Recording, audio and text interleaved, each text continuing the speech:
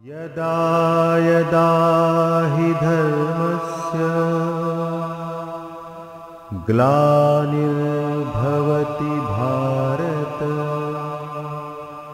अभ्युत्थानम् अधर्मस्य तदात्मानं सृजाम्यहम् परित्राणाय साधूनां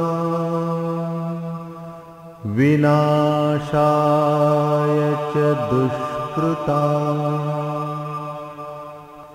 धर्म संस्थापनार्थाय संभवामि युगे युगे।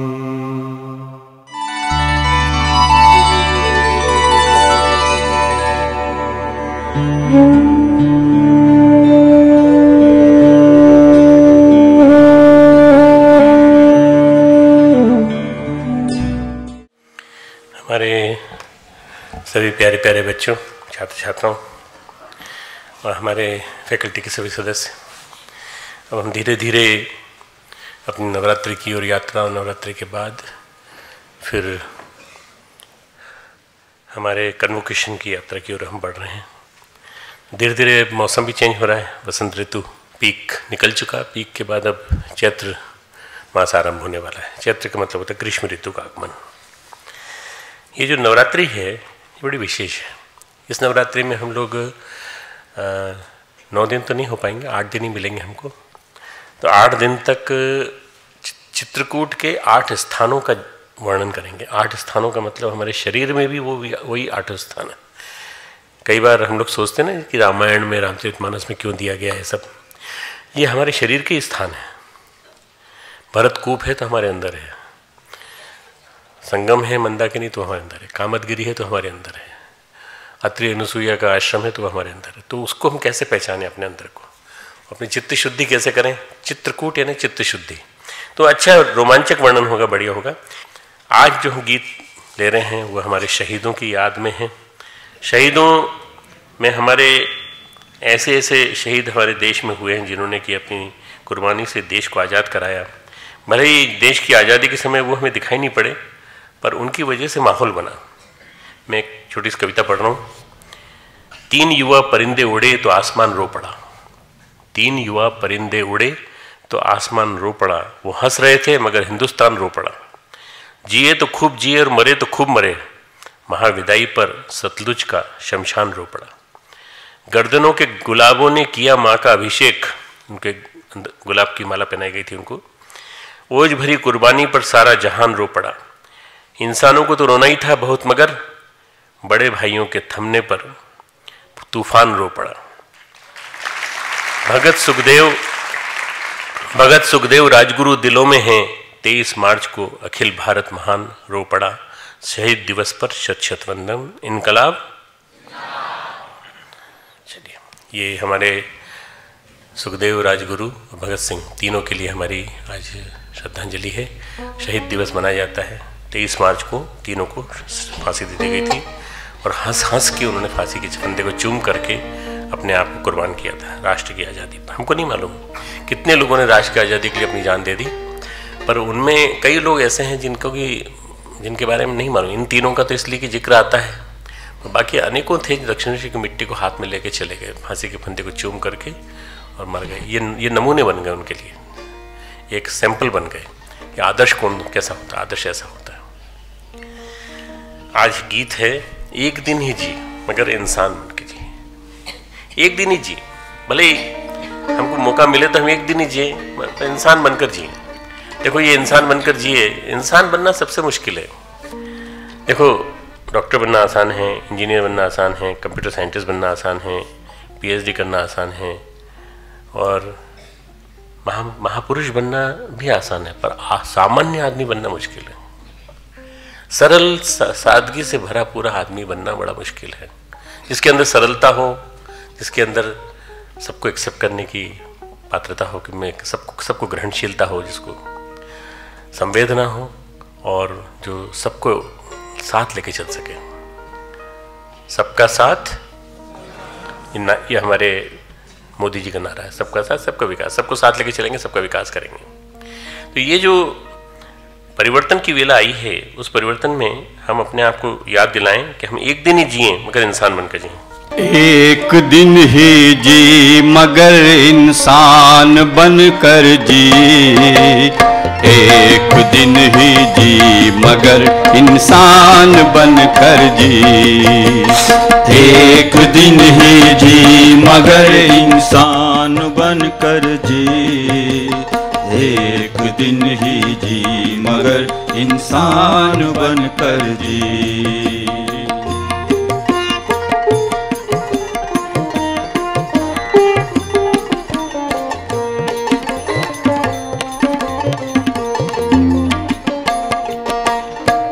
आपदाए भले मत छोड़ना संकल्प अपने, आपदाए भले मत छोड़ना संकल्प अपने, ओ सघन मत टूटने देना कहीं सुकुमार सपने, ओ सघन मत टूटने देना कहीं सुकुमार सपने, देखना मुड़कर भला क्या पंख बींधे कंटकों को, देखना मुड़कर भला क्या पंख बींधे कंटकों को, मत कभी देना महत्ता मार्ग व्यापी संकटों को, मत कभी देना मार्ग व्यापी संकटों को, एक दिन ही जी सफल अभियान बनकर जी, एक दिन ही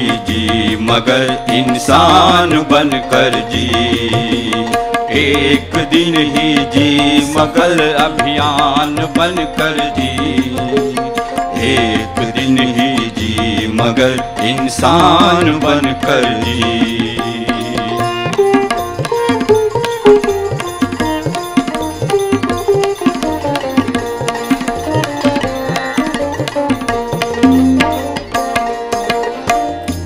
छोटी नाव उसके ही सहारे पार जाना, नाव उसके ही सहारे पार जाना, ओ भले तूफान राही सोचना मत बूझ जाना, ओ भले तूफान राही सोचना मत जूझ जाना, कष्ट सह कर भी स्वयं इस विश्व का उपकार कर जा, कष्ट सह कर भी स्वयं इस विश्व का उपकार कर जा, छोड़ जा पद चिन्ह अपने तीर्थ नव निर्माण कर जा, छोड़ जा पद चिन्ह अपने तीर्थ नव निर्माण कर जा, एक दिन ही जी जगत की शान बनकर जी, एक दिन ही जी मगर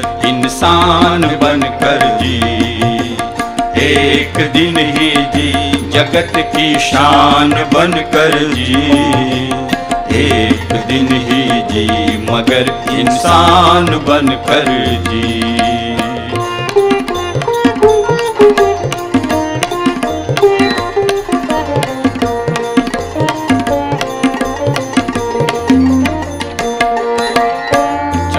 बिजली सा गगन में जब कभी छाए घटाएं, चमक बिजली सा गगन में जब कभी छाए घटाएं, वन अडिग चट्टान तुझसे आंधियां जब जूझ जाएं, वन अडिग चट्टान तुझसे आंधियां जब जूझ जाए, कुछ नहीं कठिनाइयां विश्वास की ज्वाला जला ले, कुछ नहीं कठिनाइयां विश्वास की ज्वाला जला ले, युग नया निर्माण करने की अटल सौगंध खा ले, युग नया निर्माण करने की अटल सौगंध खा ले, एक दिन ही जी मगर वरदान बनकर जी, एक दिन ही जी मगर इंसान बनकर जी,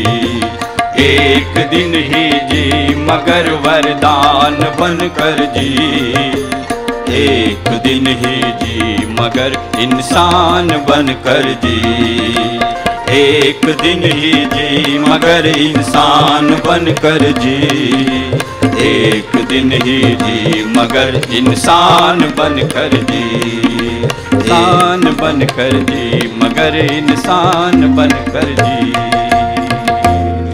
ये गीत इस संदर्भ में विशेष है कि आज जो हम बात करने जा रहे हैं गीता के अध्याय 2 का 13वां श्लोक, कि देह हमारी बदलती है, पहले जन्म होता है, फिर हम बालक बनते हैं, फिर हम बड़े होते हैं थोड़े से, फिर यौवन अवस्था आती है, फिर उसकी किशोर अवस्था आती है, फिर यौवन अवस्था आती है, उसके बाद हम यौवन को पार कर जाते हैं 35 के पार, और उसके बाद जरावस्था आती है यानी बुढ़ापा। पर धीर व्यक्ति जिसके मन में धीरज होता है वो मोहित नहीं होता, मतलब इन सब अवस्थाओं से। तो हमको अवस्थाओं के भेद से परे अपने महत्व को स्वीकार करके एक दिन इंसान बनकर जीना चाहिए। सुबह से लेकर शाम तक, सुबह से लेकर शाम तक हम इन सारी अवस्थाओं में जीते हैं। सुबह जब उठते हैं खूब उत्साह होता है, नए बालक का जन्म, दिन में वो कुछ कर दिखाने की उमंग होती है युवा, शाम को ये आता है मन में किसी तरह से रात आ जाए, नींद आ जाए अच्छी तरह से। वो नींद नहीं आएगी तो क्या होगा, फिर से गोली लेनी पड़ेगी, ये बुढ़ापा है। तो अपने दिन को ऐसा व्यवस्थित बना लें कि कभी कभी कभी एहसास न होने पाए इस बात का कि ऐसा कभी हो सकता है। श्रीमद् भगवद गीता के दूसरे अध्याय का 13वां श्लोक है, देहिनो अस्मिन् यथा देहे कौमारम यौवनम जरा तथा देहांतर प्राप्ति ही धीरः तत्र न मुह्यति। अब इसकी जरा अपन फिर से परिभाषा लिखेंगे, फिर से लिखेंगे। यथा देहिनः, यथा देहिनः, यथा का मतलब है जैसे, देहिनः का मतलब है जीवात्मा की, जीवात्मा धारण करने वाले की। देही यानी मनुष्य, देही यानी मनुष्य, देहिनः यानी जीवात्मा, जीवात्मा की। अस्मिन् देहे, इस देह में, अस्मिन् देहे इस देह में, कौमारम बालकपन, बालकपन, बालकपन, बालक होना, बालक होना, बालक या बालिका होना, यौवनम जवानी, जरा बुढ़ापा वृद्धावस्था होती है ब्रैकेट में, तथा, तथा यानी वैसे ही, देहांतर प्राप्ति, अन्य शरीर की प्राप्ति होती है। कितना विलक्षण दर्शन लिखा है कि जैसे हम कुमार अवस्था से यौवन अवस्था और जरा अवस्था में जाते हैं, ऐसे ही मरने के बाद हमें नई देह की प्राप्ति होती है। तत्र उस विषय में, तत्र उस विषय में, धीरः धैर्यवान पुरुष, धैर्य रखने वाला पुरुष। धैर्य एक बहुत बड़ा गुण है। धृति, धृति, ध DHA, ध, धृति, धीर पुरुष, न मुह्यति, मोहित नहीं होता। मतलब हमारा जो ये बालकपन है ये भी जाएगा, कुमार हमारी यौवन भी आएगा, बुढ़ापा भी आएगा, पर इसमें मोहित होने की जरूरत नहीं है, परेशान होने की जरूरत नहीं है। इसमें परेशान होने के बजाय हमें क्या सोचना चाहिए, हमारा जीवन अनवरत चलने वाला प्रवाह है। जीवन एक अनवरत निरंतर प्रवाह। आत्मा एक यात्री, शरीर एक सराय, आत्मा एक पथिक, शरीर सराय। शरीर में सराय मिल गई उसको, गेस्ट हाउस मिल गया, यहाँ रुक गया। यहाँ से गंगोत्री के लिए चले, थक गए तो रास्ते में कहीं रुकने की जरूरत पड़ी, एक होटल में रुक गए। फिर वहाँ से चले, गंगोत्री मेन ऑब्जेक्टिव हमारा गंगोत्री जाने का था, गंगोत्री चले गए। पर ये जो बीच में रुके, ये हमारा जो है थोड़ी देर का प्रवास था। तो इतने दिन के लिए यहाँ आना है, उतने दिन को एंजॉय करो, लाइफ को एंजॉय करो। तो भगवान कहते हैं कि प्रकृति में परिवर्तन घटित होते हैं, प्रकृति का नियम है परिवर्तन घटित होते रहेंगे, लेकिन उसमें जो पुरुष होता है, प्रकृति जो दो चीज़ें हैं, प्रकृति और पुरुष। प्रकृति में परिवर्तन होते रहेंगे, निरंतर होते रहेंगे, और पुरुष अप्रभावित रहता है। पुरुष अप्रभावित रहता है। पुरुष यानी आत्मा, प्रकृति यानी चारों तरफ का संसार। ये पूरा संसार। प्रकृति यानी परमात्मा, पुरुष यानी परमात्मा, और प्रकृति यानी आसपास का पूरा संसार। शरीर मिलता है, शरीर के साथ ही बचपन शुरू होता है, और बच्चों का व्यवहार, बच्चों का भाव सबके साथ एक जैसा होता है, खेलकूद। समय बीतता है, अवस्था बदलती है। हम लोग पुराने ज़माने के एल्बम देखते हैं बच्चों के, बड़ा अच्छा लगता है। हाँ देखो, हम बचपन में ऐसे थे, इतने प्यारे थे, इतने क्यूट थे, और अब अरे झुर्रियाँ आ गई, क्या आ गया। कुछ बात नहीं, कोई चिंता की बात नहीं, परेशान होने की जरूरत नहीं। कौमारम, कोई किशोर अवस्था आती है, किशोर अवस्था में सब कुछ बदलने लगता है, सब कुछ पूरा हार्मोनल चेंजेस हो जाते हैं। नई उमंगे, नई तरंगे, नया उल्लास, नया जीवन। पुकारती नई धरा, पुकारता नया गगन, हमारे से गाते हैं लोग बाग। बिल्कुल एक नया कुछ करने की दृष्टि, कुछ नया पाने की इच्छा। शरीर में भी परिवर्तन, मन में भी परिवर्तन, हार्मोन्स के माध्यम से। और ये परिवर्तन समस्त देहधारियों में होते हैं, मनुष्य में भी, पशु पक्षी में भी, जीवों में भी, वनस्पतियों में भी। और वनस्पतियों में फिर यौवन आता है। जो यौवन आता है वो वसंत ऋतु है, और यौवन के पहले की जो अवस्था है वो कुमारावस्था है, वो किशोरावस्था है। जो ऊर्जा बचपन से विकसित हो रही थी, जो बचपन में अंकुरित हो रही थी, ऐसा लगता है कि हम सब कुछ कर सकते हैं, सब कुछ करने में समर्थ हैं। बचपन में बहुत कुछ करने की उमंग होती है, मैं कुछ करके दिखाऊंगा। बचपन की किशोरावस्था की घटनाएं शुरुआत से लेकर 35 वर्षों में घटित हो जाती हैं। परम पूज्य गुरुदेव का जीवन देखें यदि हम, तो 1911 में जन्म हुआ, और 35 साल इसमें जोड़ें तो 5 और 1 6, 3 और 1 4, 1946 तक उन्होंने इतना कुछ करके रख दिया। मतलब 35 साल की उम्र में सारे महापुरुषों से मिल लिए, सारे स्वतंत्रता सेनानियों से मिल लिए, अखंड ज्योति आरंभ कर दी, अखंड ज्योति घर घर पहुँचाने लगे खुद। 35 साल की उम्र में उन्होंने बहुत कुछ अर्जित कर लिया, बहुत कुछ। न जाने कितने महात्माओं से, स्वामियों से मिल लिए, न जाने कितना लेखन के लिए सामग्री जुटा ली। अखंड ज्योति आरंभ करना अपने आप में एक बहुत बड़ा पुरुषार्थ था। पढ़ना, उसके लिए पूरी लाइब्रेरियाँ पढ़ डाली, न जाने कितनी, एक नहीं कई लाइब्रेरियाँ पढ़ डाली। तो ये 35 वर्ष में घटित हो जाता है। ये इसमें तुम लोग जो है, तुम लोगों की बड़ी टेंडर आयु है, बड़ी नाजुक उम्र है, तो गंवाना नहीं है इसको। इस उम्र को यूटिलाइज करना है।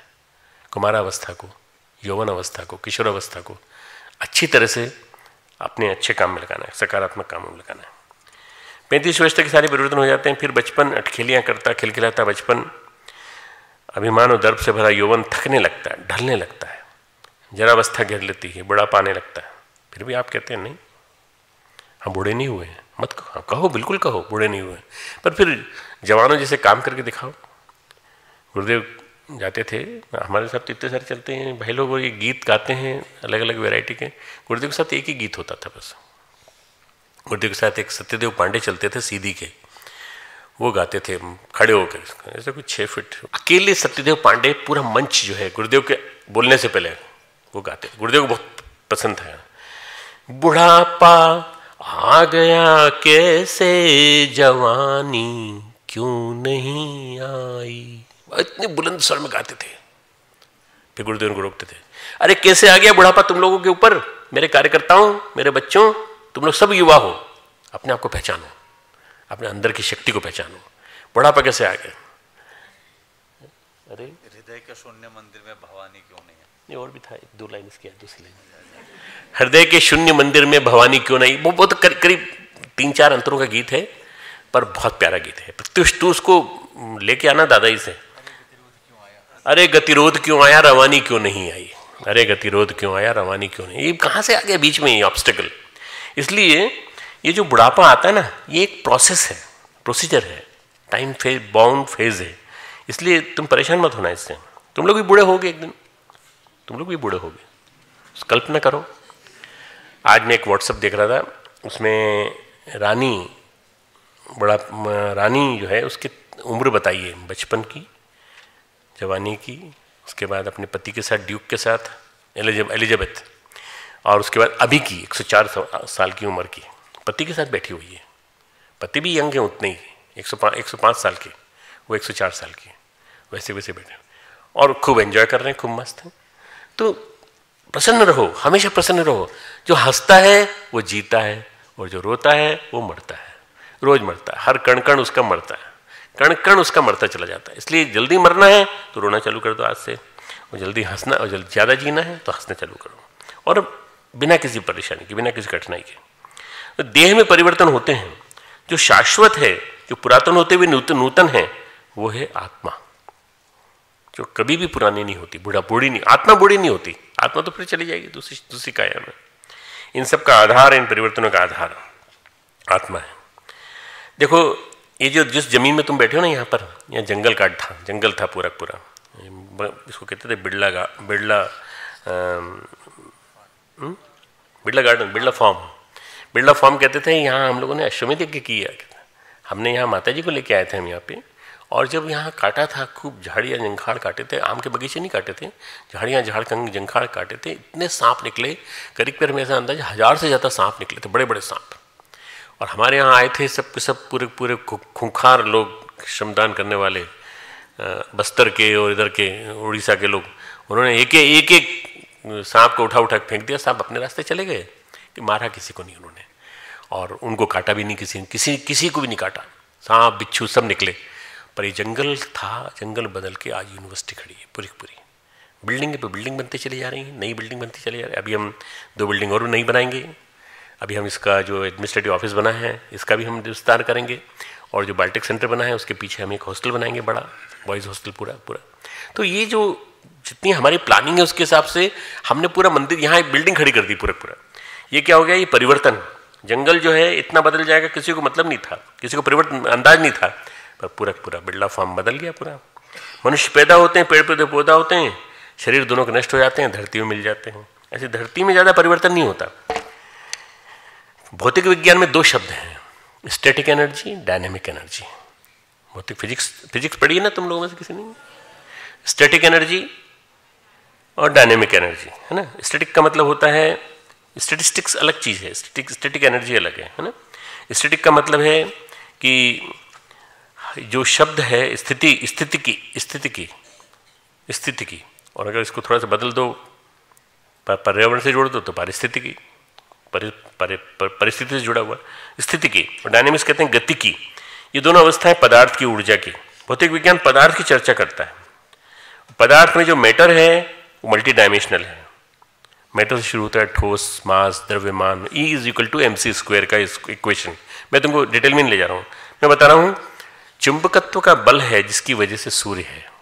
चुंबकत्व का बल है जिसकी वजह से सूर्य है, स्थिर है, कुछ नहीं करता, घूमता फिरता भी नहीं है, खुद नहीं घूमता फिरता, लेकिन टिका रहता है। उसके इर्द गिर्द जो ग्रह होते हैं उसकी परिक्रमा करते हैं।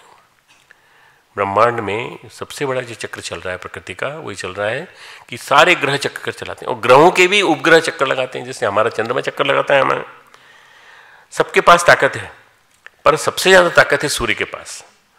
सूर्य के पास ताकत नहीं होती तो ये बंधे थोड़ी रहते, सब उसके साथ बंधे हुए हैं। शुक्र, शनि, मंगल, चंद्रमा ये सब निकल गए होते अब तक। सूर्य के कितने चक्कर लगाती, कितने चक्कर चंद्रमा लगाता है, सूर्य के कितने चक्कर धरती लगाती है। उसी वजह से ऋतुएं बदलती हैं, उसी वजह से मौसम आता है, परिवर्तन होता है। चक्कर लगाने वालों में परिवर्तन होते हैं। जो चक्कर नहीं लगाता, सूर्य चक्कर नहीं लगाता, तो हमेशा आग की तरह से जलता रहता है। लेकिन उसमें बल है, प्राण है, ऊर्जा की सप्लाई करता है। सूर्य आत्मा जगतस्थस्तु शश्च। सूर्य इस जगत की आत्मा है, सूर्य इस जगत की आत्मा है। हम लोग सूर्य के उपासक हैं, और सूर्य इस जगत की आत्मा है। सूर्य के अंदर सब कुछ समाया पड़ा है। सूर्य से ही सारी पृथ्वी हमारी और अन्य जितनी भी होंगी इंटेलिजेंट यूनिवर्स, वो सब की सब शक्ति लेती हैं। सबको ऊर्जा की आपूर्ति सूर्य से होती है। स्थिति ऊर्जा और गतिज ऊर्जा, ये भौतिकी का नियम, विज्ञान का नियम अध्यात्म में भी लागू होता है। जहाँ परिवर्तन होते हैं देह में, मन में, जहाँ परिवर्तन होते हैं देह मन के संस्कारों में, संबंधों में, संस्कार टूटते हैं, बदलते हैं, नया कर्म उभरता है, विलीन होता है, संबंध बनते हैं, बिगड़ते हैं, सब कुछ होता है। तो ये सारा का सारा परिवर्तन हमारे अंदर होता रहता है, शरीर के अंदर। पर आत्मा में नहीं होता। आत्मा परिवर्तन नहीं है, उससे परिवर्तन नहीं होता।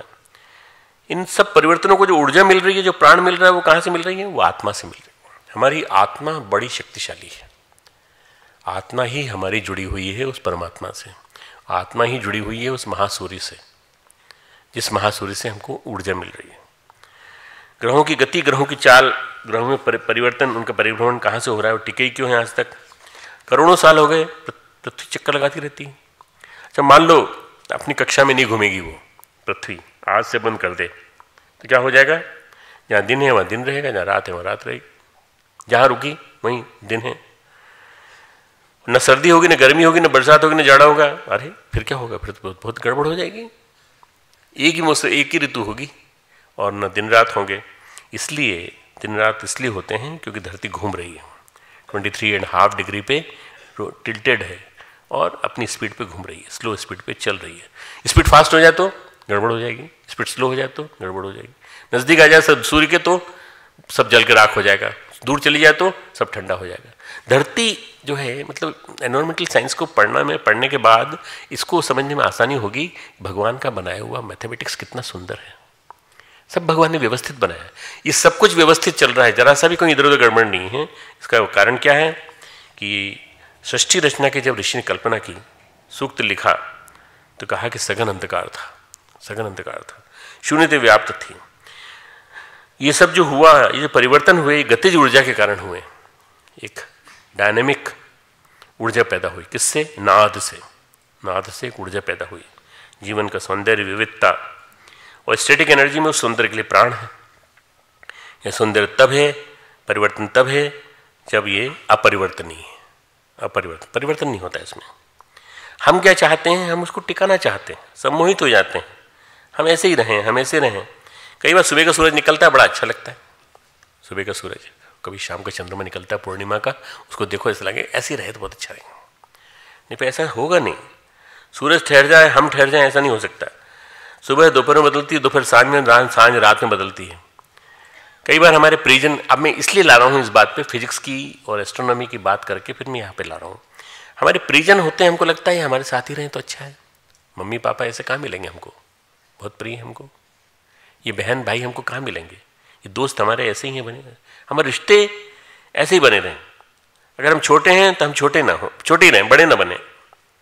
एक दिन ऐसा आता है जब हम छोड़ के चले जाते हैं, उनकी मृत्यु हो जाती है, उनका शरीर छूट जाता है। परिवर्तन है, परिवर्तन ही सौंदर्य है, परिवर्तन में ही सौंदर्य है। बदलाव आएगा, बदलाव आएगा। 2003 में जिन्होंने मेरी क्लास अटेंड की थी, वो जब 2017 में मेरी क्लास अटेंड करते हैं 14 साल बाद, तो खुद देखते हैं मेरे अंदर भी बदलाव आया है, उनके अंदर भी बदलाव आया है। बहुत सारे तुम्हारे स्टाफ के मेंबर जो हैं बैठे हैं, बहुत सारे स्टाफ के मेंबर इधर जो बैठे हैं, उन्होंने मेरी क्लास अटेंड की है, 2003 की, 2004 की, 2005 की। हर साल मैंने इतनी क्लासेस ली जितनी मैं रोज हर साल लेता हूँ। तो उन लोगों ने मेरा परिवर्तन देखा है, मैंने उनका परिवर्तन देखा है। परिवर्तन आता है, परिवर्तन ही जीवन है। एक बहुत अच्छा काव्य है मैथिलीशरण गुप्त का, जिसको मैथिलीशरण गुप्त ने साकेत महाकाव्य के माध्यम से प्रस्तुत, तुम लोगों ने पढ़ा होगा शायद। परिवर्तन ही जीवन है, उसमें लक्ष्मण बोलते हैं परिवर्तन ही सब कुछ है। ये जो परिवर्तन है, अगर परिधि है, परिवर्तन परिधि है, तो उसमें जो शाश्वत जो है स्थिर, वो केंद्र है। एक ऐसा है जैसे तुम रस्सी में एक ढेला बांधो, उसे घुमाओ, ऐसे गोल गोल घुमाओ, ढेला घूमता रहेगा, आसपास कैसे घूम रहा है, आपकी उंगली स्थिर है, ये नहीं घूम रही। लट्टू भी घूमता है गोल गोल, तो आप इसे घुमाते हो तो वो आपकी रस्सी की वजह से जो गोल गोल उसके अंदर आया, बल आया। केंद्र में एक बल होता है जो परिधि को बांधे हुए हैं। सारे परिवर्तन अपनी गति से बह रहे हैं, अपनी गति से प्रभावित हो रहे हैं, लेकिन उनको जो बल मिल रहा है कहाँ से मिल रहा है? शाश्वत स्थिर बल जो मिल रहा है वो स्टैटिक एनर्जी से मिल रहा है। स्टैटिक एनर्जी आत्मा है, डायनेमिक एनर्जी चेंजेस हैं, बॉडी में चेंजेस, पर्यावरण में चेंजेस, वातावरण में चेंजेस, ये डायनेमिक एनर्जी है।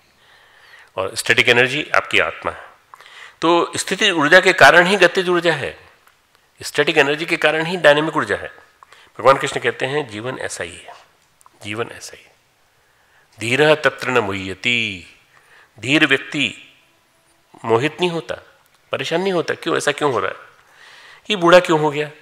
बूढ़ा नहीं होना चाहिए। मेरे पिताजी बूढ़े क्यों हुए? नहीं होना चाहिए।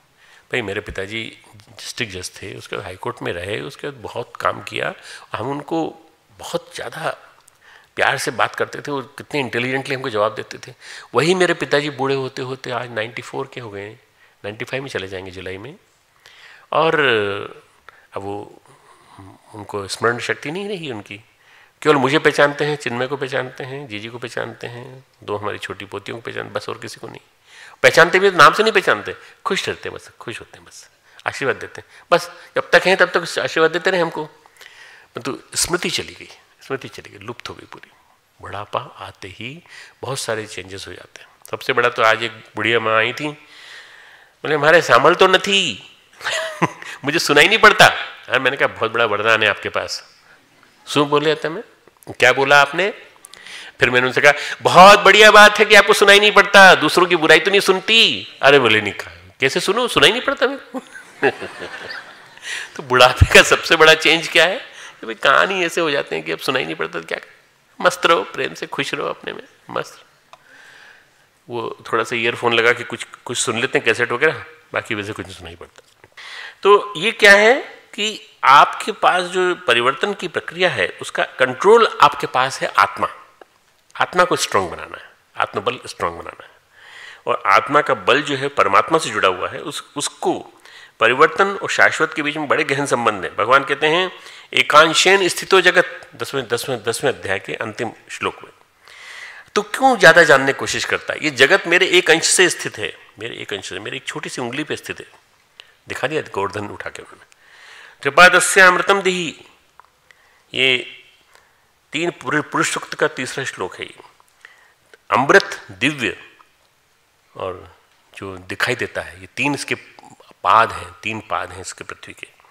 जो गति है, जो परिवर्तन है, जो लहरें उठ रही हैं, उनका थोड़ा थोड़ा बल मिला है। लेकिन जो महाबल है, जो महान वीर है, जो महान ताकत है, वो फैलने वाला ब्रह्मांड, एवर एक्सपेंडिंग ब्रह्मांड। 3 शब्द हैं, ब्रह्म, ब्रह्मांड और ब्रह्मा। बड़े प्यारे शब्द हैं। इनका कोई ढंग का अंग्रेजी अनुवाद नहीं है। अंग्रेजी में ब्रह्म शब्द है, ब्रह्मांड है और ब्रह्मा है। अंग्रेजी में पुस्तक को पढ़ो, दर्शनों की पुस्तक पढ़ो तो तुमको पता चलेगा कुछ भी नहीं है इसके अंदर। ब्रह्म का मतलब है एब्सोल्यूट। ब्रह्म का एक सही ट्रांसलेशन है एब्सोल्यूट, जो कॉन्शियसनेस है एब्सोल्यूट। विस्तृत हो रहा है, एक्सपेंडिंग, एवर एक्सपेंडिंग, फैलता जा रहा है, शाश्वत है, विस्तार हो रहा है। ब्रह्मा कौन है? जिसने उसको आकार दिया, जिसने ब्रह्म को आकार दिया और सृष्टि का सृजन किया, वो ब्रह्मा है, क्रिएटर। जैसे एक दादाजी हैं, उन्होंने अपने बेटे को पैसा दिया, उसने बना दी बिल्डिंग। अब बेटे का संबंध अपने पिताजी से भी, दादाजी से भी है, उसने बिल्डिंग बना दी। बिल्डिंग ही नहीं बनी, उसमें भांति भांति के सामान आ गए। लेकिन दादाजी यहाँ भी जाते हैं, अपने घर भी जाते हैं, दोनों जगह जाते हैं। दादाजी और पोते की तरह संबंध है। सही जो अनुवाद है वो है एवर एक्सपेंडिंग यूनिवर्स, सतत विस्तार, निरंतर बढ़ रहा है। अगर हम फिजिक्स के विद्यार्थी हैं और हम पढ़ते हैं गैलेक्सी के बारे में, गैलेक्सी के बारे में तुमने पढ़ा है? आज थोड़ा सा गरिष्ठ शुरुआत है, उसके उदाहरण बहुत अच्छे हैं। गैलेक्सी यानी आकाशगंगा बढ़ती जा रही है, न बढ़े तो तारा, अगर न बढ़े तो तारा टूट जाए तो, तारा अगर ब्लैक होल में कन्वर्ट हो जाए तो क्या हो जाएगा? सिकुड़ जाएगा, ठंडा होकर सिकुड़ जाता है। सिकुड़ने के बाद छोटा हो जाएगा, छोटा होने के बाद गति ऊर्जा समाप्त हो जाती है। कहते हैं माचिस के टुकड़े जितना, माचिस की डिबिया जितना कोई ब्लैक होल हो, माचिस की डिबिया जितना कोई ब्लैक होल हो, तो उसमें इतनी ग्रेविटी होगी, इतना आकर्षण होगा कि धरती जैसे बड़े ग्रह को अपने अंदर संभाले। इतना ज़्यादा बल होता है उसके अंदर, माचिस के आकार जैसे। मतलब गतिज ऊर्जा की ताकत हमको दिखती है, स्थित ऊर्जा की ताकत नहीं दिखती। हमको सुनामी दिखाई पड़ती है, तूफान दिखाई पड़ते हैं, हमको बड़ी बड़ी आंधियाँ दिखाई पड़ती हैं, हमको बड़े बड़े टार्नेडो दिखाई पड़ते हैं, हमको बड़े बड़े स्नो के स्टॉर्म दिखाई पड़ते हैं, पर हमको ये नहीं दिखाई पड़ता गतिज ऊर्जा, ये स्थितिज ऊर्जा की ताकत नहीं दिखती। परमात्मा की ताकत हमको दिखती नहीं, प्रकृति की ताकत हमको दिखती। तो हम क्या करें? भगवान कहते हैं जीवन भी कुछ ऐसा ही है। अनेकों दृश्य उभरते हैं। देहिनो अस्मिन यथा देहे कौमारम यौवनम जरा, बचपन, किशोरावस्था, युवावस्था, वृद्धावस्था। बचपन में भी कहते हैं मैंने ये किया, बुढ़ापे में भी कहते हैं मैंने ये किया। मैं ये नहीं कहता कुछ बच्चे ने ये किया, बूढ़ा ये कर रहा है। कुछ केंद्र है, कुछ मैं का केंद्र है, कुछ उस बुढ़ापे का केंद्र है। एक बूढ़े को बचपन की फोटो दिखाओ, अच्छा कब की फोटो है? अपने को पहचान ही नहीं पा रहे हैं वो तो। भाई साहब ये आपकी फोटो है, आप बचपन में 2 साल के थे तो इतने ऐसे लगते थे। अरे वाह क्या बात है, पोपला दांत, पोपला मुंह, उससे हंस रहे हैं बुरी तरह से। अच्छा इसके तो दांत भी हैं, अच्छा नए नए दांत आए हैं इसके। हाँ तो ये हम ही हैं, अच्छा आप ही हैं। दादाजी को दिखाओ तो वो ये बताएंगे, खूब खुश हो जाएंगे। हाथ देखना आता हो ना आता हो, कुंडली देखनी आती ना आती, एक भविष्यवाणी बड़े इत्मीनान से की जा सकती है। हाँ भविष्य कैसा होगा? तुम्हारा भविष्य कैसा होगा बताओ? क्या होगा? उज्जवल तो होगा, पर तुम बुढ़े होगे सब। तो ये सबसे सही भविष्य क्या है? तुम बढ़िया हो जाओगी और तुम बूढ़े हो जाओगे सबके सब। इतने बैठे हैं यहाँ पे, बूढ़े हो ही गए थोड़े थोड़े और बूढ़े हो जाएंगे। तो ये तो भविष्यवाणी की जा सकती भाई, और कुछ नहीं किया जा सकती। निश्चित रूप से बच्चा बदल जाएगा, बड़ा हो जाएगा। हर बच्चे को बड़ी गहराई से देखो, बच्चा दादाजी बनने की कोशिश नहीं करता, कोई बच्चा कहता है मैं दादाजी जैसा बनूंगा, बच्चा ये कहता है मैं पापा जैसा बनूंगा। बच्चा ये कहता है ना पापा जैसा बनूंगा, या बच्ची कहती है माँ जैसी बनूंगी। क्यों? क्योंकि उसमें यौवन में कनेक्टिविटी है, एक प्रॉपर कनेक्ट है, उसमें नहीं है, बुढ़ापे में नहीं है, परंतु होता है। शुद्धोधन के घर सिद्धार्थ पैदा हुए, शुद्धोधन के घर सिद्धार्थ पैदा हुए। बड़े राजा थे, राजा के घर में इतने दिनों बाद संतान आई, राज समारोह हुआ, लोगों ने बधाई दी, लोग उनके घर पहुंचे। हर पिता के तो शुद्धोधन का था भाई हमारे बच्चे का भविष्य कैसा होगा। एक बूढ़ा तपस्वी आया उनके पास सीधा हिमालय से उतर के, 800 साल का था, 800 साल का, नाम था असित, असित ASIT, असित। और तपस्वी आके बोला कि हमें इनके पांव छू लें दो, प्रणाम कर लें दो। अरे भाई छोटा सा बालक है, अभी 1 दिन का भी नहीं है, 1 दिन का नहीं है। बोले तो आपको नहीं मालूम है ना वो क्या है, हम इसका भविष्य जानते हैं। सैकड़ों साल हो गए हमको हिमालय में रहते रहते, हम इनकी प्रतीक्षा में इतने साल बिता दिए हमने, अब तो हम इनको छूना चाहते हैं, पैर पड़ने लगते हैं, पैर पड़ना चाहते हैं इनका पैर उसके सिर पे लगा लिया। और उनकी दाढ़ी जो थी पूरी अपनी, उनकी दाढ़ी यहाँ से लेके यहाँ तक दाढ़ी थी। मैं नाना जी की दाढ़ी इतनी बड़ी थी, मैं उसमें छाती पे चढ़ के खेलता था उनकी दाढ़ी से, मुझे अभी तक याद है। ऐसे उसने क्या है, वो दाढ़ी अपनी पूरी उनके बालों में लगा दी, उनके पैरों में लगा दी, और लगा करके वो बहुत देर तक आंखों में आंसू ला करके उसके पाँव का अभिषेक करते रहे। काश मेरा, उन्होंने उनका पैर अपने सिरों पर लगाया, काश मैं इनके शिष्य बन पाता, पर मेरा समय हो गया पूरा, मैं अब जाऊंगा, मेरा समय आ गया। कौमारम यौव नहीं, जरा आ गई, जरा के बाद नया धीर तेत्र न मोहयति, अधिधीर व्यक्ति को मोह नहीं होता। वो कहता है जा रहा हूँ मैं तो, परंतु मैं इनको प्रणाम करने आया हूँ, मैं भी बच्चा हूँ, ये बच्चा है, मैं इतना बूढ़ा आदमी हूँ, स्वयं को इसका शिष्य बनने के लिए बोल रहा है, ये बच्चा इसका गुरु बन जाएगा। शुद्धोधन को बड़ा विचित्र लगा, चिंता भी हुई। असिता के बारे में पता लगाया उन्होंने, गूगल किया होगा कि असिता है कौन भाई, कहाँ से आया ये। असिता ने कहा, पता चला उनकी सिद्धियों की, चमत्कारों की बड़ी चर्चा थी, ज़्यादातर हिमालय में रहते थे। जब मैदान में थे, राज्य में आते थे, तो जो ही मन किया भ्रमण करने निकल पड़े। जिस राज्य में जाते थे उत्सव बन जाता था, लोग सोचते जैसे भगवान धरती पे चल के आ गए हों। जहाँ जाते प्रसाद बांटते थे, हाथ यूँ करते हो प्रसाद आ जाता, बस सबको बांट देते। तो बहुत ही विलक्षण प्राणी थे। एक ऋषि थे, उन्होंने कहा मैं इनको गुरु बनाता, लेकिन मरूंगा मैं, जी नहीं सकता।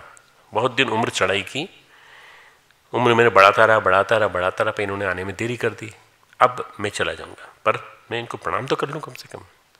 ये भगवान आए हैं साक्षात धरती पर, वो कह रहे हैं सिद्धार्थ आया है, मेरा राजकुमार आया है। वो कह रहे हैं आपको नहीं मालूम ये कौन है। उन्होंने कहा ये बूढ़ा आदमी असिता क्या बहकी बातें कर रहा है। शुद्धोधन ने कहा, उन्होंने अपने बेटे की जन्मपत्री बनवाई, भाई ये बताओ हमारे लड़के का भविष्य क्या है, लड़का क्या होने वाला है, भविष्य में क्या बनेगा। बड़े बड़े ज्योतिषी आए, पंडित आए, आचार्य आए। उन्होंने कहा भविष्य तो बड़ा क्लियर है, बिल्कुल चक्रवर्ती सम्राट बनेगा। आपका राज्य तो महाराज बहुत छोटा है, पर ये पूरी धरती का साम्राज्य का कंट्रोल करेगा, पूरे राज्य इसका दुनिया में होगा। इसकी ख्याति कीर्ति ऐसी होगी, जो यश होगा तो पूरे विश्व में होगा।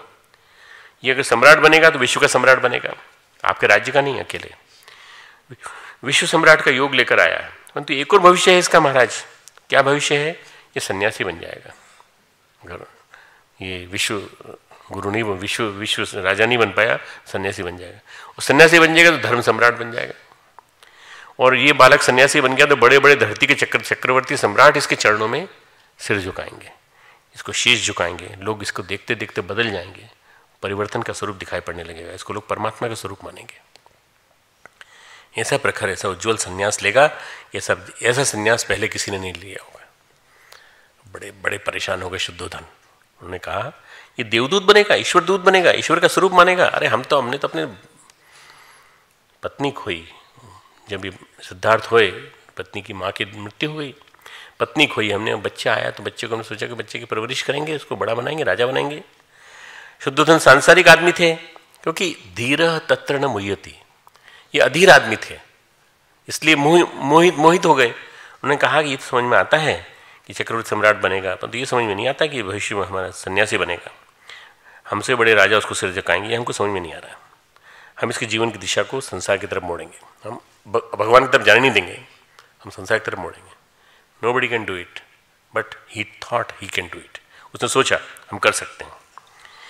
बड़े पुख्ता इंतजाम कर लिए, जितने सुख थे, जितनी सुविधाएं थीं, जितने साधन थे वो सब जुटा लिए ताकि दुख की छाया न लगे सिद्धार्थ पर, दुख की अनुभूति ना हो उन्हें, कभी दुख नाम की चीजें दिखे ही नहीं उनको। आपको मालूम होगा बुद्ध बदले कब, जब उन्होंने दुख देखा, दारुण दुख देख के उसकी मुक्ति का उपाय खोजने के लिए जब वो गए, तो वो दुख न दिखे उनको, इसके लिए उन्होंने क्या किया, सिद्धार्थ सीधे साधे थे, बड़े भोले वाले थे, देखते देखते यौवन आता गया उनको, और सरल रहते थे, दास दासी उनके पास रहते, उनको घेरे रहते, सारी सुविधाएं थी जितने संभव था। शुद्धोधन ने बड़ा रेगुलेट कर रखा था अपने पूरे अंतःपुर को कि सुंदर से सुंदर दासियां इनके आसपास रहनी चाहिए, इनको आकर्षित करने चाहिए, इनको आकर्षित करने का प्रयास करना चाहिए, इनको भोग में विलीन करने का कोशिश करना चाहिए, जब मांगे पानी के बजाय मदिरा पिलाई जाए, ये व्यवस्था की शुद्धोधन ने। इस श्लोक के अगले चरण में लिखा है देहांतर प्राप्ति धीर तत्र न मोहित। इन परिवर्तनों से धीर व्यक्ति मोहित नहीं होता, इन परिवर्तनों से धीर व्यक्ति मोहित नहीं होता, वो रोकने की कोशिश भी नहीं करता।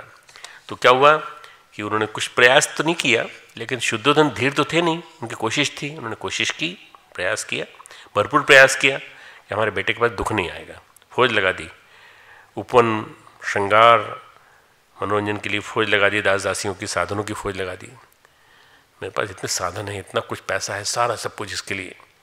देवता बड़े चिंतित हुए, देवता जो हमारे सबके इस सृष्टि के भविष्य के लिए जो रिस्पॉन्सिबल हैं, वो देवताओं ने कहा इसका बाप क्या कर रहा है, इसका कार्य तो कुछ और है, ये तो भगवान के रूप में धरती को बदलने गए हैं बुद्ध, तो ये क्या करने लगे हैं, ये तो गड़बड़ हो जाएगा, तो सब घोटाला हो जाएगा, देवों की योजना ही ठंडी हो जाएगी। ऐसे ही एक बार और हुआ था जब भगवान राम का राज्याभिषेक हो रहा था, ठीक है ना, राम का राज्याभिषेक हो रहा था, तो देवता बड़े परेशान हुए। सबसे ज़्यादा परेशान देवता हुए कि नारायण तो बड़ी मुश्किल से धरती पर आए हैं, अब रावण के मरने का समय भी आ गया है, बहुत ज़्यादा धरती बहुत परेशान हो चुकी। राजा दशरथ क्या कर रहे हैं, तो राज्याभिषेक कर रहे हैं, और कल राम को राजा बनाएंगे, ये राज्य करने लगेंगे, सीता जी महारानी बन के बैठ जाएंगी, गड़बड़ हो जाएगा। तो उन्होंने कहा भाई कौन कर सकता है काम, तो उन्होंने फिर माता सरस्वती से बात की देवताओं ने कि माँ आप किसी की मति फेरिए। ऐसा कहा जाता है कि कैकेयी के बारे में सबसे ज़्यादा जो गलत भ्रांति आती है कि कैकेयी ने सारे षड्यंत्र रचे। कैकेयी ने सारा के सारा जितना भी उनका था कार्य था वो अपने ऊपर ले लिया। उसने कहा मैं सारे अपयश को अपने ऊपर लेती हूँ, अगर इससे भगवान बनते हैं तो राम को सही राम बनाने में और उसको बाहर जा कर के दस्युओं को दलन करने में अगर मदद मिलती है तो मैं अपयश झेलने को तैयार हूँ। रामचरितमानस पूरा उसी के ऊपर है, पर वाल्मीकि रामायण में सब में पूरा ही आता है वर्णन कि उसके बाद मंथरा ने मंथरा ढूंढी, कुटिलता रची, मंथरा ने सोचा मैं बड़ी बुद्धिमान हूँ, सारद प्रेरी तासु मति फेरी, मतलब ब्रह्मांड के जो देवता हैं, सरस्वती की जो पति हैं, उन्होंने प्रेरणा दी माँ सरस्वती को, तो उन्होंने उनकी मति फेरी। लेकिन मंथरा को तो सरस्वती घुमा रही थी, सरस्वती जी बहका रही थी। देवताओं ने कहा माता कुछ करो, देवताओं ने कहा भाई हम तो अच्छी बुद्धि देते हैं, हम जटिल बुद्धि तो नहीं, कुटिल बुद्धि किसी को नहीं देते, पर कुटिल बुद्धि ही अभी इस समय कुटिल बुद्धि ही सही बुद्धि है, आप कुटिल बुद्धि दे दीजिए ताकि चले जाए, वन चले जाए। ये तो भगवान है, वन चले जाएंगे, आप चिंता मत करो। प्रकृति नहीं है, प्रकृति तब होती जब ऐसा कुछ होता जो बल मिलता इनको कि नहीं ऐसा नहीं हो पाता, परंतु जब प्रकृति को ही बदलते प्रवाह को, वो भगवान होते हैं। ऊर्जा कैसी भी वो प्रवाहित करके अपने आप को सक्रिय कर देती। माता सरस्वती को भी देवताओं के कार्य के लिए मंथरा का चयन करना पड़ा। देवताओं ने फिर वही तकनीक अपनाई, शुद्धोधन के राज्य में भी कोई मंथरा मिल जाए, कोशिश की उन्होंने, कोई मंथरा मिल जाए। मैं जो प्रसंग है ये माता कैकेयी वाला, ये मैं नवरात्रि में लूँगा इसको अच्छी तरह से पूरा डिटेल में, कि कैकेयी को क्यों हमको आराध्य मानना चाहिए। कैकेयी ने जीवन में कुर्बानी दी और उस कुर्बानी की वजह से कितना बड़ा काम किया उसने। शुद्धोधन के राज्य में उन्होंने सोचा कि राजा दशरथ 3 शादियाँ की थी, दुर्योधन ने, शुद्धोधन ने तो केवल एक ही शादी की और पत्नी मर गई। माया जो उनकी साली थी शुद्धोधन की, उन्होंने उसको पाला पोसा बड़ा किया सिद्धार्थ को। लेकिन देवताओं ने कहा अब हम क्या करें, सिद्धार्थ से अतिशय प्रेम करने वाला कोई मिल जाए सोचा मंत्रणा से केके से हम ही बन जाते मंत्र केके। देवताओं को कुछ नहीं मिला, खुद ही बन गए सब कुछ। जब सिद्धार्थ घूमने के लिए निकलते तो राजा शुद्धोधन सड़कें साफ करा देते हैं। जैसे हमारे यहाँ प्रेसिडेंट आए थे, हर की पेड़ी गए थे, तो गए तो हेलीकॉप्टर से थे, बस चलता तो उनका हेलीकॉप्टर से वापस आते, पर उन्होंने खुद कहा नहीं हम बाय रोड जाएंगे। रातों रात सड़क बना दी गई शांति कुंज के सामने की, पूरी पूरी एयरपोर्ट तक, केवल आधी पट्टी बस। जिस रोड से जिस तरफ से महाराज निकले हमारे प्रेसिडेंट साहब, उस प्रेसिडेंट के लिए उतनी रोड बना दी गई। तो क्या किया कि राजा शुद्धोधन ने सड़कें साफ करा दी। जिस रोड पे जाए मेरा बेटा, फूल फल, बहुत भांति भांति के मनोरंजन के साधन, कहीं भी उनको गंदगी नहीं दिखे, कहीं भी ये ना लगे कि यहाँ शुद्धि है या गंदगी है। राष्ट्रपति जी वाले काम जो हुआ, ऐसा ही अगर कभी मंत्रिमंडल का कोई सदस्य आ जाए, मंत्री जी आ जाए, कोई बड़ा वो आ जाए तो हो जाता है। हमारे देश में ये बड़ा विलक्षण चमत्कार होता है कि पूरा रोड बदल जाती है, सब कुछ हो जाता है। तो उन्होंने कहा कि जिन सड़कों की खबर 10 साल से नहीं ले जा रही थी, 5 साल से नहीं जा रही थी, सड़कें ठीक हो गई। उन्होंने कहा बुद्ध किस इलाकों में निकलेंगे मालूम नहीं, उनका मूड रहता है कि आज इधर चलो तो इधर चलो, तो सब तरफ की रोड ठीक करवा दी उन्होंने, सारे क्षेत्र को सुंदर बना दिया देवताओं ने। अब देवताओं ने उनको सपने दिखाना शुरू किया। इसके बाद एक किताब है बहुत सुंदर, एडविन अर्नोल्ड की, लाइट ऑफ एशिया, सुंदर सा काव्यात्मक ग्रंथ है, सॉन्ग्स ऑफ द गॉड। उसका जो चैप्टर है songs of the God, light of Asia. Light of Asia में 2 बड़े सुंदर काव्य से लिखे, अंग्रेजी में बहुत खूबसूरत लिखा है उन्होंने। श्रीमद् भगवद गीता का अनुवाद द सेलेस्टियल सॉन्ग, ये एडविन अर्नोल्ड ने लिखा है। और फिर लिखा है God speaks, songs of the God, देवताओं के गीत। देवता क्या करते हैं, उनको प्रेरित करते हैं, रोज सपने में आके कोहराम मचाते हैं। आपको इसलिए नहीं भेजा गया था, आपको भेजा गया था संसार बदलने के लिए, आत्मबोध को प्राप्त होने के लिए, मोक्ष को प्राप्त होने के लिए, और दुनिया को दुख से निवृत्ति दिलाने के लिए। आप क्या कर रहे हैं, किस में लगे हुए हैं, किस काम में लगे? अब जब ये सपना देखते हैं तो जग जाते हैं तो बार बार सोने का समय आता है, देवता जगाने पहुंच जाते, नींद खराब करते। जब सपने आने लगे तो पिताजी से उन्होंने पूछा हमको क्यों लगता है दुनिया में बड़ा दुख दर्द है? अरे बोले कहाँ है बेटा दुख दर्द? नहीं, एवरीवेयर देयर इज हैप्पीनेस, सब जगह खुशी है, खुशहाली है। पता तुझे कहाँ जाना है? जहाँ सिद्धार्थ जाने की बात करें वहाँ कायाकल्प करा दें शुद्धोधन, सड़कें भी सुंदर करा दें, वहाँ के लोगों को खुशहाल करा दें। वहाँ जाने से पहले राजा के दूत पहुँच जाएं, लोगों को समझाएं। राजा अगर पूछें कि यहाँ से ज़्यादा सुख तो कहीं नहीं, बोले नहीं कहीं नहीं, ऐसा बोलना है ना, तुम लोग सब ये बोलना है जब कोई पूछे तो। सिद्धार्थ घूमने निकले, 2-4 लोगों को बुला कर पूछा सपने में, हमको लगता है संसार में बड़ा दुख है, बड़ी पीड़ा है, संसार के लोग तो इनसे पूछ लो। तो एक सुंदर सा उपन्यास है, अगर तुमको कभी पढ़ने का मौका मिले तो, हरमन हेस, जर्मन है, HEIS, हरमन हेस, सिद्धार्थ नाम से। सिद्धार्थ कैसे बदले, सिद्धार्थ की मदद कैसे की देवताओं ने। भाई दुनिया में बड़ा दुख है, उन्होंने पूछा, नहीं तो सुखी सुख है। लोगों ने कहा, बोले सुखी कैसे होता है आदमी? शादी करके सुखी होता है। आज की दुनिया होती तो कहता बर्बादी, शादी बर्बादी का नाम है। उस जमाने में उन्होंने कहा शादी करके सुखी होता है, शादी से बड़ा सुख संसार में कुछ नहीं है। बुद्ध को लगा सपने में कुछ और देखता, सामने कुछ और होता है। पिताजी से कहा, पिताजी लोग तो कहते हैं शादी में सबसे बड़ा सुख है। अरे बेटा बदल रहा है, उन्होंने कहा तुम्हें शादी कर देते हैं। संसार की सबसे सुंदर लड़की, संसार का सारा सौंदर्य एक लड़की के ऊपर लगा था, तो वो लगा था यशोधरा के ऊपर, उससे उन्होंने शादी कर दी। उन्होंने कहा, ये लोग सब कहते हैं विवाह में सुख, पिता ने कहा बेटा विवाह कर लो, कोई दिक्कत नहीं, हम तुम्हारे लिए सबसे सुंदर लड़की लाएंगे। जितनी सुंदरता धरती पर संभव हो सकती थी वो यशोधरा में थी, विवाह कर दिया। यशोधरा उनका हर तरह से ख्याल रखने लगी। यशोधरा ऐसी नहीं थी खलनायिका जैसी, नायिका थी, मतलब पूरी तरह से अपने पति का साथ देने वाली थी। विवाह तो हो गया, लेकिन वो सुख जिसको लोग कहते हैं हमें अनुभव नहीं होता, सारे देवता मिलकर के रात भर जगाते थे उनको, और दिन में उनको नींद बिल्कुल नहीं आती। कहते रात में हमको नींद नहीं आई, दिन में नींद नहीं आई, समझ में नहीं आ रहा है क्या हो रहा है। रात भर हमको देवता जगाते रहते हैं और कहते हैं संसार में सुख नहीं है, ये भी सुख नहीं है जिसमें तुम पड़े हो। तो क्या करेंगे?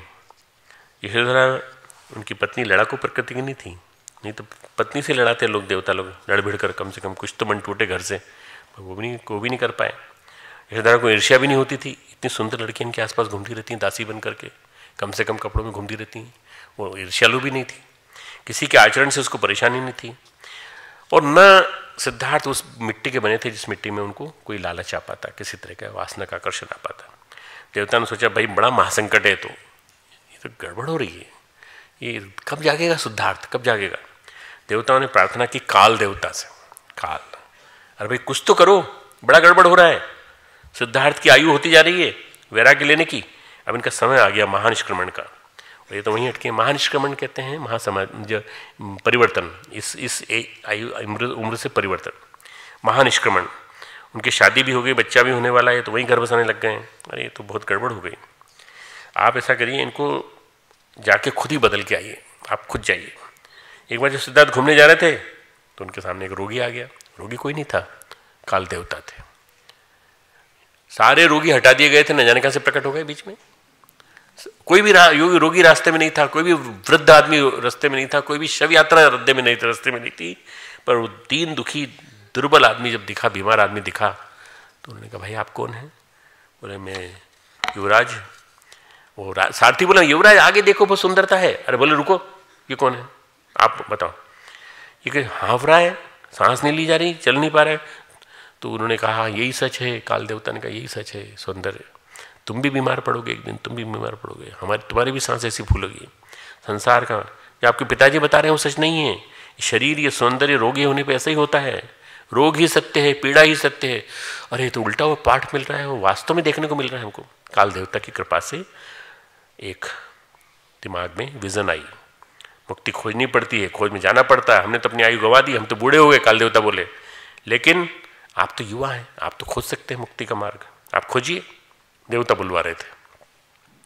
उस दिन राजमहल में सिद्धार्थ आए तो उनका मन नहीं लगा, ना वो मनोरंजन के कार्यक्रम में मन लगा, न रंगारंग कार्यक्रम उनको जो आयोजित होता था। शुद्धोधन रोज कल्चरल इवनिंग रखते थे उनके लिए, रोज डांस हो रहे हैं तरह तरह के। बार बार उनके जहन में रोगी आता, हाँपता कांपता चलता हुआ, दुखी पीड़ित, उसकी आंखें। कालदेव का नाटक था, स्वयं गए थे रोगी बन के। उन्होंने पिता से उसकी चर्चा की। पिता ने कहा हमने मना कर रखा था ना, इनके सामने कोई बूढ़ा कोई बीमार व्यक्ति नहीं आया, ये कौन बीमार आदमी पहुंच गया। महाराज मालूम नहीं कहाँ से आ गया, आपने तो सब तरफ पहरा लगा रखा था, ये तो कोई ऊपर से टपका है नीचे आया। अरे राम, काल ने रूप बदल लिया था। फिर क्या हुआ कि पिताजी उनके युवक जैसे ही थे सिद्धार्थ के, तो उन्होंने कभी बूढ़ा आदमी देखा नहीं था। सिद्धार्थ ने एक दिन देखा कि काल ने रूप बदल लिया, कल रोगी मिला, आज बूढ़ा मिल गया। ऐसा कमर दोहरी, लाठी टेक टेक के चल रहा था। भाई रुको रुको रुको, सारथी से बोले रुको रुको, आप कौन हैं? बोले हम बूढ़े हैं, तुम भी बूढ़े होगे एक दिन, वृद्धावस्था सबको आती है, मुझे भी आएगी ऐसी। बोले हाँ। वो संसार में सबको आती है, वो सबको आती है। वो पिताजी ने तो कहा नहीं आती। अरे पिताजी गलत बोल रहे हैं, हम जो बोल रहे हैं सच बोल रहे हैं। बूढ़ा उनके पास पहुंच गया। काल देवता कहीं भी पहुंच सकते थे, काल देवता भी वहां भी पहुंच गए, उन्होंने दिखा दिया।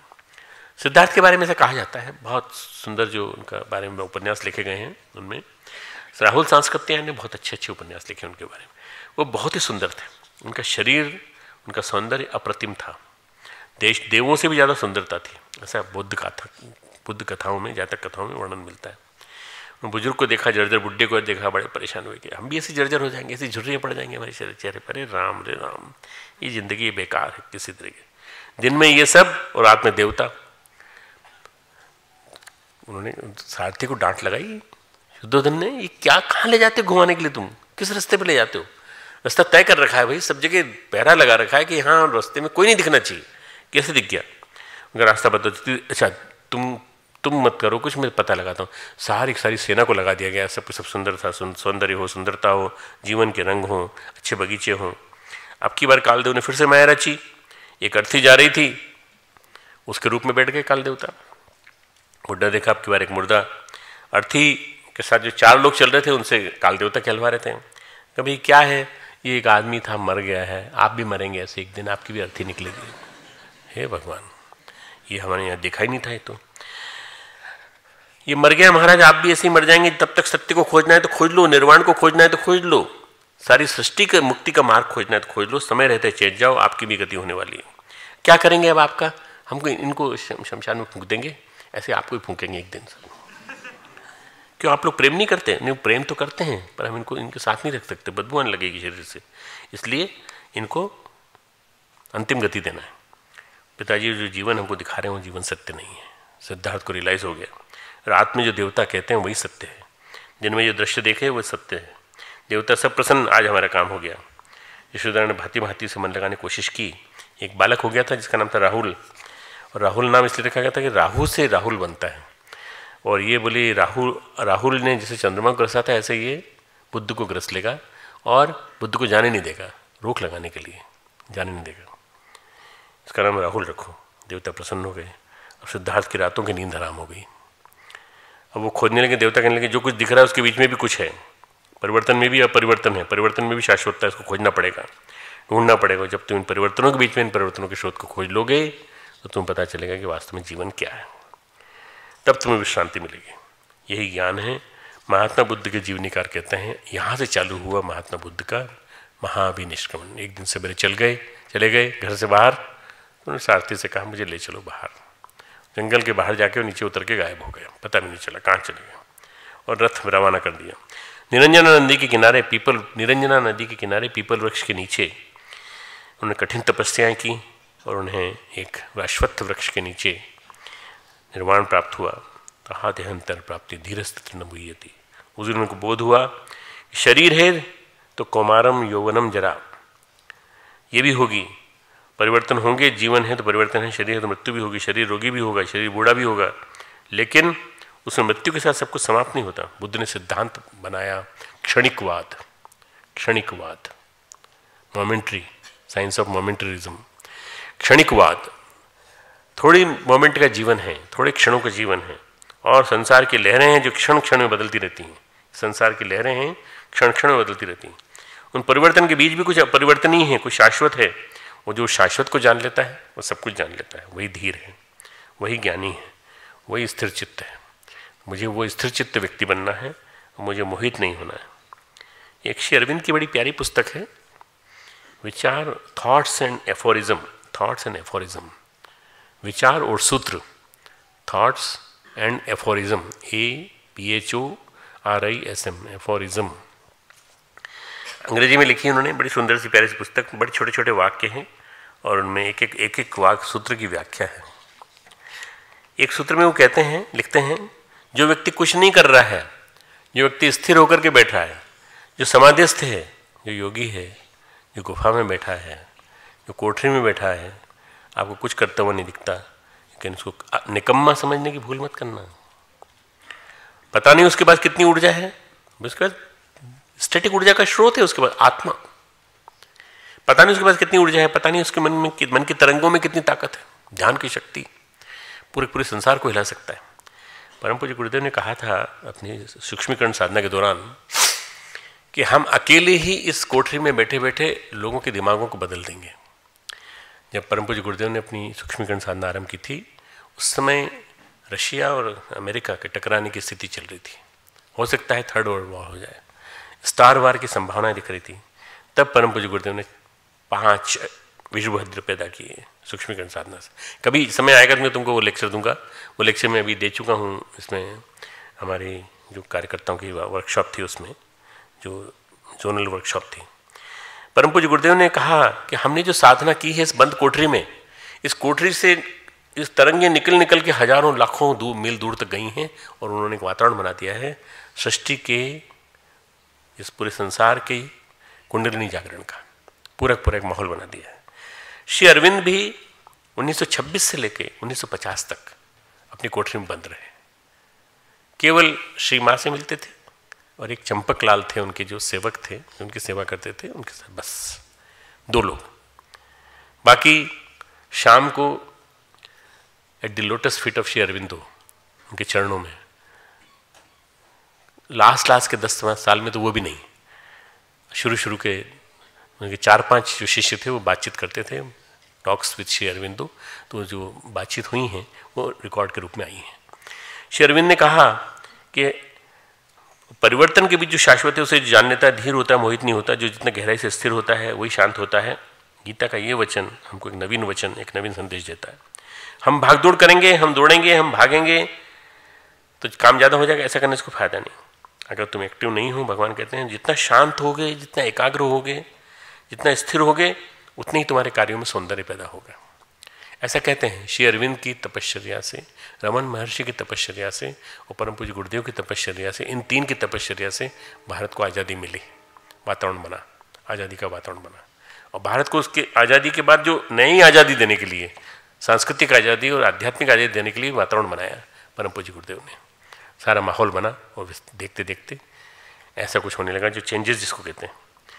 भगवान कहते हैं स्थिरता से गति सुंदर होती है, स्थिरता से परिवर्तन सुंदर आता है, लय होता है, संगीत होता है, क्योंकि स्थिति यानी स्टैटिक एनर्जी अपनी आत्मा में स्थिर हो जाती है। पतंजलि कहते हैं तदा द्रष्टु स्वरूपे अवस्थानम, जो दृष्टा के स्वरूप में जो स्थिर हो जाता है, जो धीर हो जाता है। पतंजलि ने शुरू के 3-4 श्लोकों में सारा सार कह दिया है योग का, योग दर्शन का। जो धीर होता है वो मोहित नहीं होता, उसकी हर गति में उसकी स्थिरता हर गति में संगीत पैदा करती है, सौंदर्य पैदा करती है। इसलिए कहते हैं ये तो क्रम है, परिवर्तन डरो नहीं, घबराओ नहीं, चिंतित मत हो, परेशान मत हो, परिवर्तन का स्वागत करो, कर्म करो, कर्तव्य करो, परिवर्तन का स्वागत करो, वेलकम दी चेंजेस, पूरे वेग के साथ स्वागत करो। लेकिन वो वेग तुम्हें आंतरिक रूप से विचलित न करने पाए, तुम स्थिर रहो, तभी तुम मोह मुक्त होगे, तभी तुम जीवन को प्रचंड ऊर्जा का वरदान दे सकोगे। तुम्हारे पास यौवन है, तुम्हारे पास युवा शक्ति है, और युवा शक्ति होने के नाते तुम बहुत बड़ा काम करके दिखा सकते हो। पर कब? जब तुम मोह मुक्त होकर के काम करोगे। मोह सकल व्याधिन कर मूला, समस्त बीमारियों का, समस्त व्याधियों का, समस्त समस्याओं का मूल मोह है। श्री अरविंद कहते हैं जो चुप बैठा है वो शांत बैठा है, एकाग्र बैठा है, जो स्थिर बैठा है उसे कर्मण्य समझने की भूल मत करना। इस चीज को गीता ने कहा है कर्मणोपि बोद्धव्यम अकर्मणश्च बोद्धव्यम। भगवान कहते हैं 4थे अध्याय में कि कर्म को भी जानो, अकर्म को भी जानो, विकर्म को भी जानो। अकर्म जो है काम करते हुए भी, जो काम करता वो नहीं दिखाई पड़ता, काम कर रहा है वो आपको नहीं दिखाई पड़ रहा, तपस्वी अपनी जगह काम कर रहा है। श्री स्वामी शिवानंद जी थे, यहाँ बहुत बड़ा डिवाइन लाइफ सोसाइटी है, अपना साधना करते थे, चुपचाप बैठे रहते थे। लोगों को समझ में नहीं आता था, पर जब उन्होंने चेंजेस होते देखे, परिवर्तन होते देखे, तब पता चला उनको कि वास्तव में कितना साधना का, तप का कितना बड़ा अंश था उनके अंदर। 1 रोटी 2 रोटी वो उसमें गलाते थे गंगा जी में और खा लेते थे बस। और ये रोटियां जो हैं मांग के ले आते थे, एक दिन जाते भिक्षा मांग के ले आते थे, फिर ये रोटी चलती रहती थी, 30-40 रोटी इकट्ठी हो गई बस, फिर वो रोटी गलाते जाते थे, खाते बस, और कुछ नहीं। कैसे MBBS डॉक्टर थे, MBBS डॉक्टर शिवानंद जी। उनके शिष्य बने चिदानंद जी,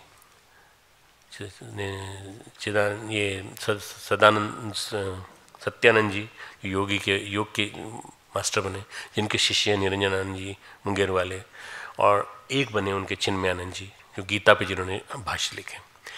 ये अपने आप में बड़े विलक्षण लोग थे जिन्होंने अपने ज़माने में बहुत बड़ी क्रांतियाँ की हैं। भारत की आज़ादी के साथ साथ भारत को जो आध्यात्मिक आंदोलन का जो ऊर्जा मिली है इन्हीं लोगों के माध्यम से मिली है। स्थितिज ऊर्जा से संसार में कितनी गति और कितना सौंदर्य फैल रहा है समझ में नहीं आता हमको। जिस दिन हमें बड़ी गहरी स्थिरता में गति के लिए ऊर्जा है, और जिस दिन हमें ऐसा लगता है कि हमें कुछ परिवर्तन दिखाई पड़ रहा है, तो मान के चलना चाहिए कि स्थिर ऊर्जा ये गति दे रही है। उस दिन हमें श्रम में आनंद मिलता है। विश्राम की शांति में श्रम का आनंद छिपा हुआ है, मन की उधेड़बेन में नहीं, मन की स्थिरता में नहीं। मन को चंचल मत होने दो, मन की एकाग्रता, मन की तन्मयता, मन की तद्रूपता, इसमें तुम देखो तुम्हारे अंदर ताकत भरी पड़ी है। तुम खींच सकते हो, ऊर्जा को खींच सकते हो, तप की ऊर्जा को खींच सकते हो, योग की ऊर्जा को खींच सकते हो। आज की बात समाप्त।